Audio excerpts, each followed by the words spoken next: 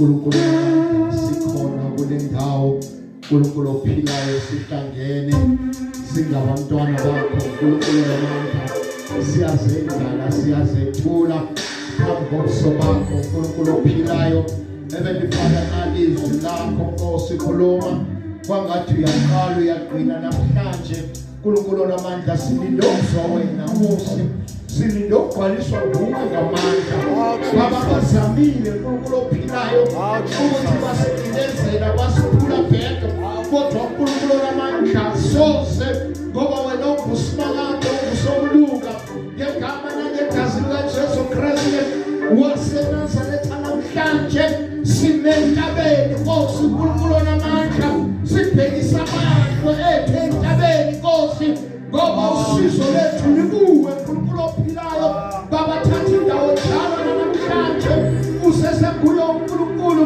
wesimo sonke ngegama nangegazi likaJesu Kristu waseNazaretha. We thank you Father, we thank you Son, we thank you Holy Spirit in Jesus name. Everybody say amen. Let's give God a big hand of praise. Hallelujah. Hallelujah. I guess we shall with your hallelujah. Hallelujah. Kula malanga ngihamba ngomoya wemvuselelo bazalwane. Ngoba siya emvuselelweni enkulu. Hallelujah. Glory to Jesus. Glory to Jesus. Ngibingelele abafundisi abakhona umama intombi neinsizwa ngegama likaJesu Kristu ake sishayele izandla bashayele izandla haleluya. Ngisahlupheka namhlanje mfundisi Mnisi ngendaba zama subheading something. Hallelujah. Isangihlupha kakhulu konje isihloko sezulu wesithini arise and what arise nje. Hallelujah. Ithini mfundisi isihloko sayizolo besithi arise and remain in the light. Hallelujah. Amen. Hallelujah. Amen. Arise and remain in the light. Hallelujah. Ngoba singabantwana bakaNkulunkulu simele ukuthi sivuke. Hallelujah. Kodwa kuyadependa ukuthi uvukelaphi. Hallelujah. Uthi David ngiphakamisela amehlo ami kuphi lapho kwenze njani. Hallelujah. Uyayikhaza ukuthi yebo sikhona sibaningi kodwa ayisibo bonke abayophakamisela eintabeni la usizo lakhe luvela khona. Kunabantu abazophakamisa amehlo kodwa usizo lwabo lingaveli kuJehova. Kodwa intaba yabo kungabantu abaphethe impilo ephathekayo. Kulapho intaba zabo zikhona ngoba kunento ephathekayo, kunento athi makayiphethe sizwa ngathi yonke into ihamba kahle kanti akuhambi kahle. Hallelujah. Hallelujah. Hallelujah. Ungavuka kodwa uvukele ebantwini abafile. Ungavuka kodwa uvukele ebantwini abafile. Uvuka kodwa uvukele kumnyameni. Wangisho nje ngoba usizo lakho wena uyaphila ucabanga ukuthi usizo lakho njengoba ubhekene nezimo umuntu ofile will make you better than ever. Kodwa ufile lo muntu uhambile. Hallelujah. wena usaphila uzokhona ukwenzelana into engcono ngoba yena ngale kwethu. Now isihloko sithi vuka uhlale ekukhanyeni. Hallelujah, hallelujah.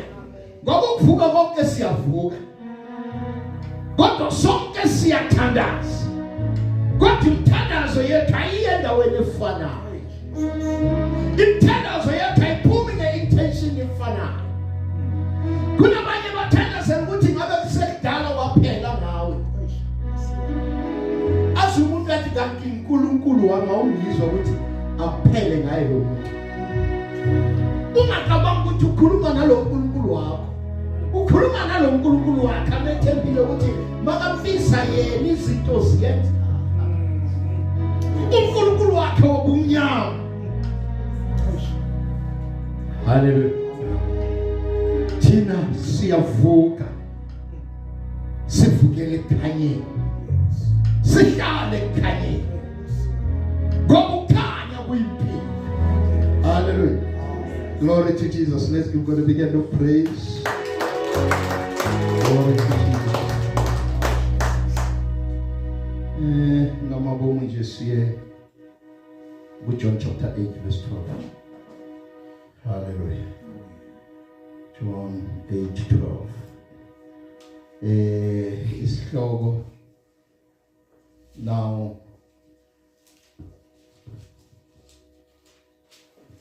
sithi vuka and remain in the light of God. Hallelujah. And remain in the light of God. Hallelujah. Glory to Jesus.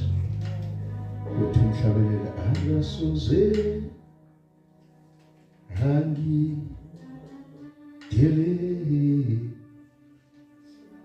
Holy Fila Heka.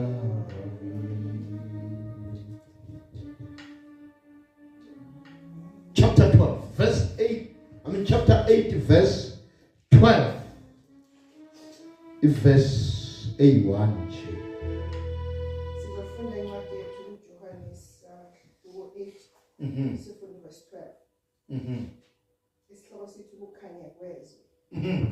Ngakho uJesu waphinda wakhuluma kubo wathi, mina ngikukhanya kwezwe. Ongilandelayo kasoze ahamba ebumnyameni, kodwa woba nokukhanya okuphila. Akuyiphinde. Ngakho uJesu waphinda wakhuluma kubo wathi, mina ngikukhanya kwezwe. Mina Jesu ngikukhanya kwezwe. Hallelujah. Hallelujah. Mina Jesu ngikukhanya kwezwe. Hallelujah. Hallelujah. Hallelujah. Hallelujah. Amen. uJesu uthi yena eyedwa ungukukhanya kwezwe. Sathi masivuka ebumnyameni savukele ukukhanyeni. Kodwa ngenxa yokude bendlela abantu bayasuke ukukhanyeni. Now umuntu makasuke ekhanyeni umfundisi Mnisi uya kuphi ebumnyameni. So now iBhayibheli lithi ngikukhanya kwezwe, ngamanye amagama izwe lonke malifuna ukuhlala ekhanyeni kumele lize kuJesu. Awukwazi ukuthi uze ekhanyeni kodwa usa-operate ngezinto zobumnyama. Ukukhanya nobumnyama sihlangana. Kukhona ukuthi okufikayo kumele kudede. Ubumnyama budedisa ukukhanya, kodwa ukukhanya yibo budedisa ubumnyama. Kodwa umuntu azabe ne-choice ukuthi le nto ededile mina ngifuna la khona sekafuna usizo ebantwini, ekhohliwe ngokukhanya kwezwi, akhohliwe la memezela khona athi mina Jesu nedwa ngiwukukhanya kwezwi. Ngamanye amagama makufika ukhanya empilweni yakho, konke wawuhlupheka ngakho, konke okungakulalisa ebusuku kumele uthethe ngoba ukhanya sekufikile. Ukhanya makufika ufika ekuseni, kungaba mnyama empilweni yakho, namhlanje nangalesikhathi ukhanya kungafika kule nkinga obhekene nazo, ukhanya kungafika kudedisa izifo semzimbeni, ukhanya kungafika kudedisa zonke izinto abathakathi abazenze ngempilo yakho. Hallelujah, hallelujah. Ukhanya masekufikile, bonke ubumnyama buyathetha. Hallelujah. Bonke ubumnyama benze njani? Buyathetha. Ilithi iBhayibheli, those who walk in the light, they shall not stumble. Hallelujah. Fundisa this. Lithi they shall not stumble. Now, when you look at the meanings of stumble, those who walk in the light, they will never stumble. Now, the word stumble means spiritually that when you walk in the light, you will never be, or you will never fall spiritually. Unless you have visited the dark place, unless you have took a step out of the light into darkness, but you will never be spirit or fall in spirit. Awazi ukuwa usekhanyeni ngoba yonke into ebona esekhanyeni iyabonakala. Because now when mawusekhanyeni, Jesus Christ, he is the one that will lead your life. Because akakuthi isekhanyeni bese uyachiya. That is why ekhanyeni mawufika ekhanyeni, you have to remain ekhanyeni, not ekhanyeni kwabantu, kodwa ekhanyeni kukaNkulunkulu. Ngoba kukhona ukukhanya, kukhona ukukhanya ongayisiko kwaNkulunkulu, kukhona ukukhanya abaphethe ukukhanya ngezandla zabo, abaphethe ukukhanya ngezandla zabo, abaphethe ukukhanya ezindlini zabo, kodwa bakusukeleko okukhona ebathi yibo bakhanyisa ngabo bahlale kumnyameni. Kodwa umuntu masefika isikhathi afuna ukuthi ukhanya kwenza indlela ngoba ebona ukuthi ubumnyama bumfakele. Usafuna ukhetha ukuphila kumnyameni. Labantu bathi ngama last minute makasekabona ithuna athi kuphi kanti kuphi lokukhanya, ngiyadinga lokukhanya, bengisitshela ukuthi ngiphethe ukhanya kanti ngiphethe ukhanya ophathekayo. Ungafani nomuntu ophethila ngeke uJesu ekhona. Ungafani nomuntu othi ayi uNkulunkulu usiza. Namhlanje mfangeni ngiyafuna umuntu ongangivezela le verse. Mhlawumbe ngalifunda ngijima ngalento lithi uNkulunkulu usizayo. Hallelujah. Ngoba awukwazi ukuthi uNkulunkulu osizayo kodwa uKristu uthi I am the light of the world. In other words, when you are in the light, you still need to be guided. Awukwazi ukuba wedwa usekhanyeni, kukhona umuntu akumele akhole ehona esekhanyeni. uJesu kuphela umuntu ozukhola ekhanyeni, akholele. Hallelujah, hallelujah. Athi dondolo lami and my rod to do. Hallelujah. Because it's the one that I use in times of battle that I have to battle. I will use a lot in times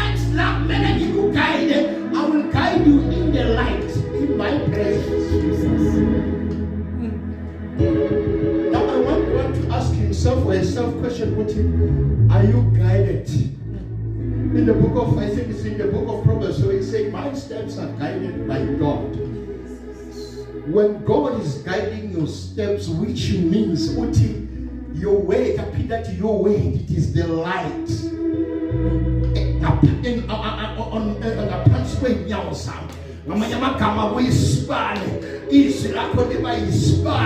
I'm having because your word, it will be the one that guides me to walk in truth, and in spirit. Because your word, when I hear your word, it's just like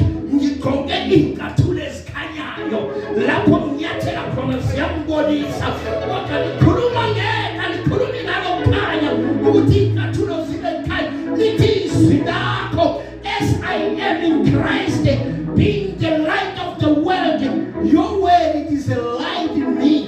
Even though when the darkness comes, I can be able to see that this is darkness. And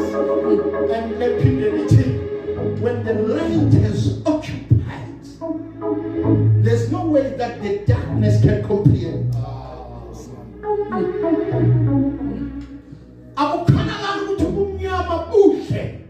Noma buvimbele ukukhanya uthi kungasabi khona,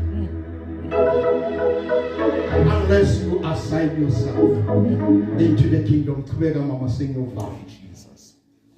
Hallelujah. Ongilandelayo kasoze ahamba ebumnyameni. Now uthi ongilandelayo akasoze enze njani? Ahambe kuphi? Ebumnyameni. Inkinga esinayo mfundisi mvangeli, thina abantu siyaye sisusa uJesu kule position akhuluma kiyo manje, bese thina sifaka thina as pastors to say in my church, in my church you must follow me because it's my church. Who are you also? Susu Christ to the position akhuluma ngawe umsuse ukuthi lizwi ongilandelayo ngoba uChrist okumele alandele, bese wena usubstitute uChrist ngawe, because we tend to bring ibandla kithi bakhohlwe ngoNkulunkulu, bakhohlwe ngoChrist, babheke kwangathi thina yithi esenza izinto. Kanti ukhanya sekusukile, nilandela ubumnyama, ngoba ngisebumnyameni, ngiholele ebumnyameni, ngithengise ngebandla likaKristu, ngithengise ngomakoti kaKristu, ngam-asayina kumakhalthe, mase ngim-asayina kumakhalthe, ngimvale spiritually, ningasaboni ngivale ama-spiritual eyes, ningasaboni nilandele mina, kanti nginiholele esihogweni.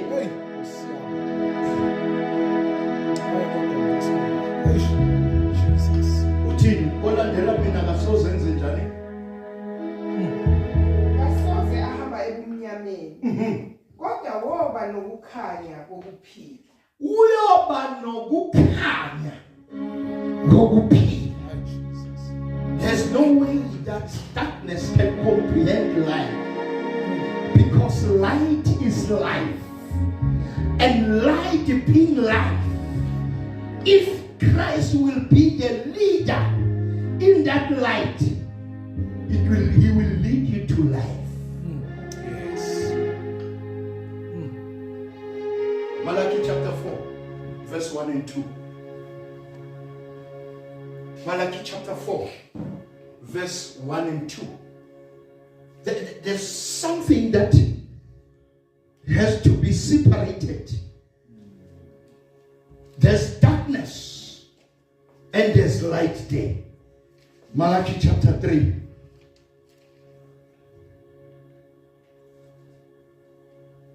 Now, sister said, verse little baby. Now I find Christ declaring. Hallelujah. I find Christ putting a degree a decree that says anyone who follows me will never walk in darkness. Anyone. It was a declaration, it was an oath under the kingdom of God to say, out of his mouth, he has declared that there's no way that you can walk in darkness. There's no way that you can find your life in hell. There's no way that all finish car to say that way. Go to say, Kaye. Uthi ngidlela neqiniso. Hallelujah. Malachi chapter 4, verse 1 and 2.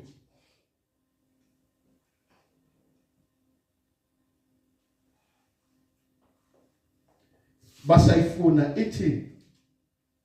Hallelujah.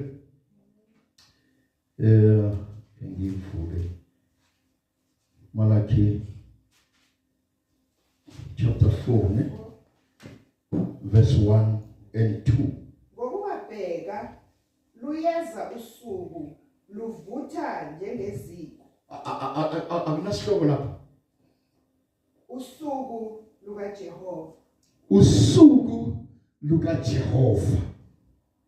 Now, Jesus Christ has declared that anyone who follows me will never walk or find himself or herself in darkness. Now listen to this heading. Usuku lukaJehova. Yes. Ngokubabheka. In other words, usuku likaJehova luyeza. Yes. Hallelujah. Amen. The day of the Lord is coming.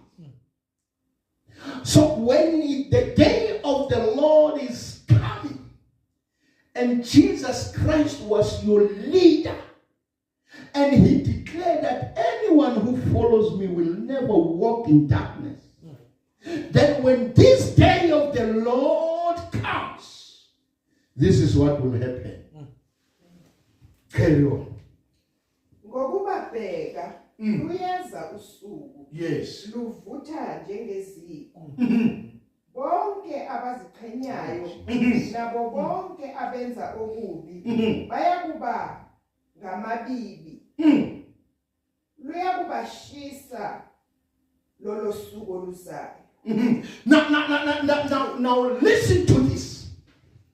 This is the part of those who decided to be led astray from the light into darkness. To say when you walk out of the light into darkness, yini okuzofika kubamba umuntu kaJehova. Lethu suku lenzani bayobanja yini ubibi. Hallelujah. Hallelujah. Because what they have done, they have separated themselves out of the light into darkness. Now darkness start to consume everyone who belong into darkness, which is led by the kingdom. And the Bible put it clear that the kingdom of darkness, the kingdom of dark world.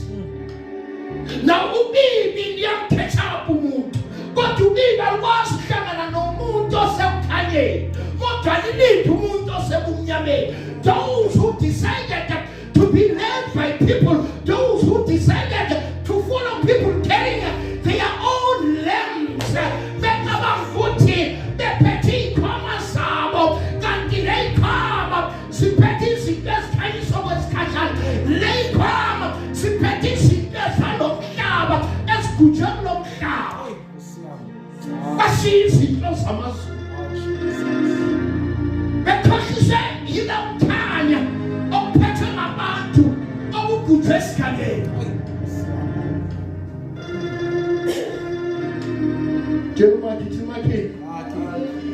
Be careful of ubibi. Hallelujah. Hallelujah. Awuyiphinde abakayizwa kahle. Ngokubheka luyeza usuku luvutha njengeziko. Bonke abaziqhenyayo nabo bonke abenza okubi. Yes. Bayakuba ngamabibi. Luyakubashisa lolo suku oluzayo. Usho uJehova Sebawothi. Lungabashiyeli mpande nagatsha. Hallelujah. Amen. Completely destruction. Now, let's look into the part of the light. Let's look into the part where Jesus Christ spoke out of his mouth and declared the path of those who live in the light. The path of those who said, we will follow no man, but we will follow you. Because we know that you were dead. Little Bible, wangwajwa, wavuka, wakhuphukela esikhalweni esiphezulu. Esandleni sokudla sikaBaba. Verses 2 asizwe. Sing your father. Kepha kinina enilesabayo igama lami. Uyakuphuma ilanga. Lunga. Linokuphilisa emaphikweni alo. Niyakuphuma nitshekule njengamathole esibani. Hallelujah. Amen. Hallelujah. Hallelujah. Awuyiphinde sengiyothandaza. Kepha kinina enilesabayo igama lami. Kepha kinina eninesabayo igama lami. Kuyakuphuma ilanga lokulunga.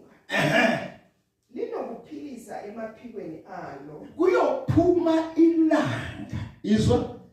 Kodwa nina enilisabayo elami igama. Kuyophuma ilanga. Elenze njani? Lokulunga. Ilanga lokulunga. Now, God was preparing people to say, Matuzane ilanga liyophuma. Matuzane liyofika ukhanya. Kodwa lokhanya kungubani? KunguKristu ngoba lithi bonke abalesabayo abalihloniphayo igama lami, they will remain in me, and I will send the Son. And the Son that is coming is the Son which is Christ. The light which is Christ. In the other version, it says the light. Other version says the Son. Ngamanye amagama kuyofika ukhanya okungukristu masefika lokhanya phambi kodwa kunezinto liphethe lokukhanya. Linokuphilisa emaphikweni. Linokuphilisa emaphilweni alo. But those who follow me, they will not stumble. Those who follow me, they will not be consumed by any other sickness. They will live their life because there's life under these wings. There's life under this light. Hallelujah.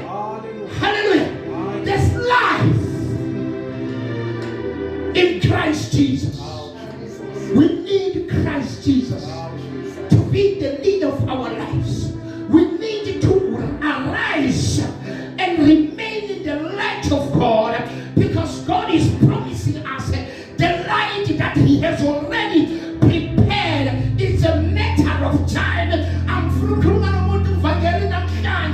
ukuthi kungenzeka izimo zakho zisawuhambile, kodwa I am saying what God has prepared for us, what God has promised us came to pass, and now we are living in the better covenant, whereby this light comes with healing, this light comes with victory, this light will make us to be victorious in all circumstances that we are facing. Arise and walk in the light. Arise and walk in the light of God, because the light of God has everything.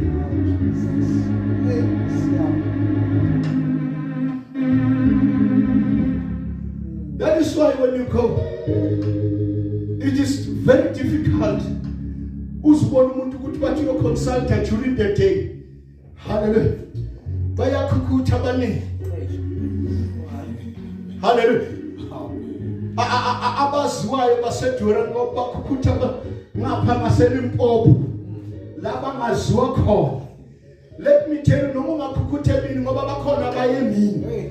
But because you are not in your same area, la ukhona you are at night, you are in dark. Ukhukhuthe kumnyameni ngoba uyazi ukuthi bakhona bazokubona abakwaziyo. Awuyakhukutha sithi hayi ucross border.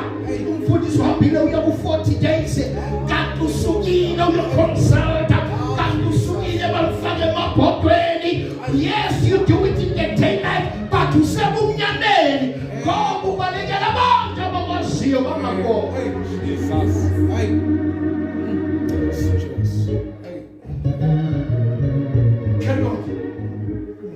Selva Uma nitshekule njengamathole esibaba.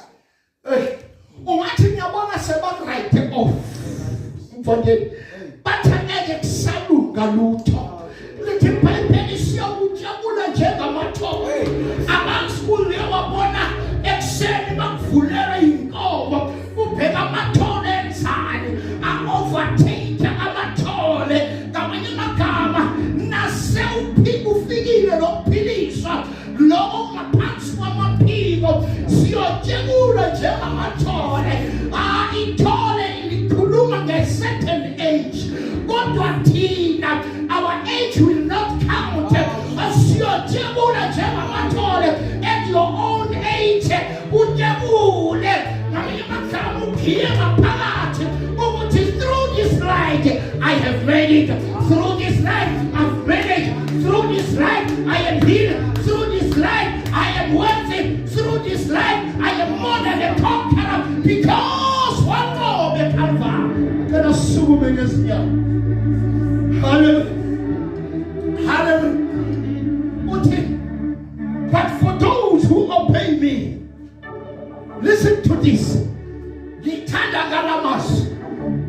For those who obey me, my power, my power, listen to this. My power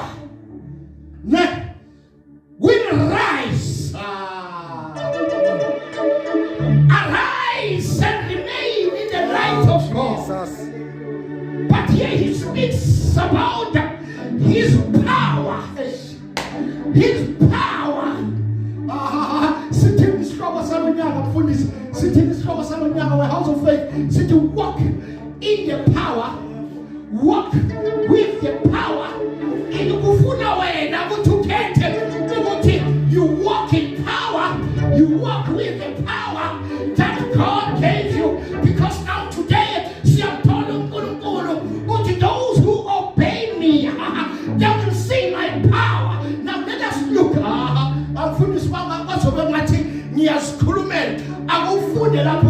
What will make the power of God? Carry on. But for you who obey me,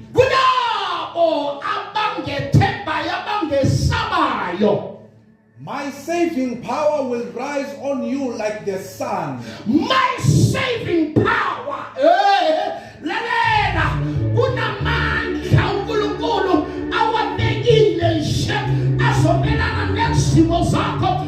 My power will arise. Why when usalele watonga arise sukuma vuka uhlale ekhayeni kuka Christ. My power will arise for you. Carry on. And bring healing like the sun's rays. Hey!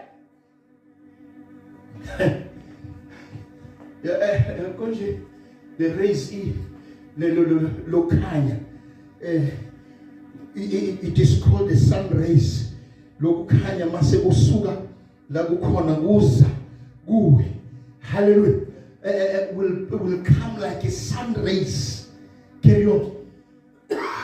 You will be as free and happy as calves let out of a stall. Tell your neighbor, say neighbor, when you walk in the light, you are free. You'll be free like a calf. So there's no way that you can be the light, but you still be in captivity. Because when the light comes, the chain must be broken. When the light comes, happiness comes. When the light comes, happiness comes. I told you,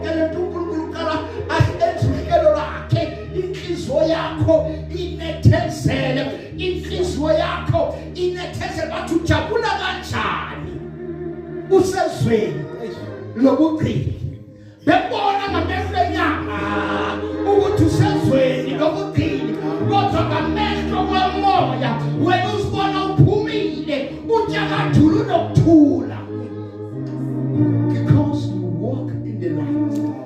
Tonight I'm saying, let us remain in the light. For God to arise His healing power. Some other version talks about restoration power. It doesn't literally mean those who are sick when it talks about the healing. It talks about restoration power. That God's power, when you walk in the light, will restore you in all aspects of your challenges. God tonight says He will arise for you. Arise and remain in the light of God. Let us all pray. Father, we thank you. We praise you, worship you, honor you, Lord. Oh God Almighty, now Heavenly Father, ngegama lika Jesu Kristu waseNazaretha, uNkulunkulu namandla uyasukuma namhlanje usukumele ekhayeni uNkulunkulu namandla. Heavenly Father, laba badlule ubumnyama bethi sebebonile ukhanya kodwa ngenxa yokuthi bendlela osi darkness has consumed them. Because Nkosi thina sabashumayeza iqiniso elithengiwe lithengwe umbuso wobumnyama basitshela ukuthi basesebukhanyeni kanti uNkulunkulu ophilayo sathengisa ngawo sathengisa ngegazi lawo namhlanje ngesikhaleni uNkulunkulu namandla uzomemezela kuwo wonke amabandla Nkosi athengise ngempilo zabantwana bakho abakhiphe ekhanyeni uNkulunkulu namandla ndikhulekela this Heavenly Father is healing power, is restoration power to arise for their lives so that they can arise from darkness into the light of God, for them to see that you are the only light of this earth and follow Christ Jesus.